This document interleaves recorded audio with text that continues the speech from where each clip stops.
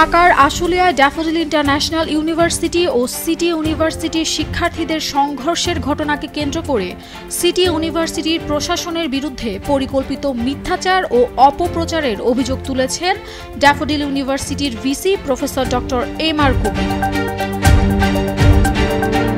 Accounts থেকে 1.5 কোটি টাকা চুরির অভিযোগ সহ লুটপাটের যে নাটক সাজানো হয়েছে তা সম্পূর্ণ মিথ্যা ও উদ্দেশ্য প্রণোদিত দাবি করেন ভিসি। পদ্মা সেতু, মেট্রো রেল এবং এলিভেটেড এক্সপ্রেসওয়ে নির্মাণের গর্বিত অংশীদার বসুন্ধরা সিমেন্ট।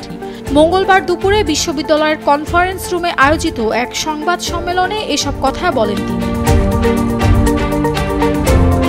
এই ঘটনার সাথে ড্যাফোডিলের শিক্ষার্থীরা জড়িত নাকি বহিরাগত কেউ ছিল তা নিয়ে 6 সদস্যের তদন্ত কমিটি গঠন করা হয়েছে, যা 1 সপ্তাহের মধ্যে প্রতিবেদন জমা দেবে। পাশাপাশি বিশ্ববিদ্যালয় মঞ্জুরি কমিশনকেও তদন্তে আহ্বান জানানো হয়েছে বলে জানান প্রফেসর ডক্টর এম.আর. কবির।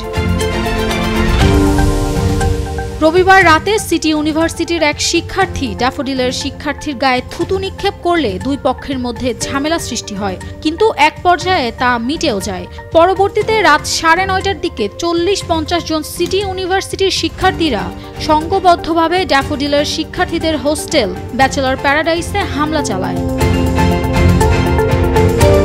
এছাড়াও পথে থাকা 17 জন শিক্ষার্থীদের জিম্মি করে নিয়ে গিয়ে শারীরিক ও মানসিক নির্যাতন করে এবং জোরপূর্বক জবানবন্দি দিতে বাধ্য করে। পরবর্তীতে সেই ভিডিওই আবার রেকর্ড করে প্রচার করে। এই প্রসঙ্গে ডক্টর কবির বলেন, আমাদের শিক্ষার্থীদের জিম্মি করে নির্যাতনের জন্য সিটি ইউনিভার্সিটিকে ক্ষতিপূরণ দিতে হবে।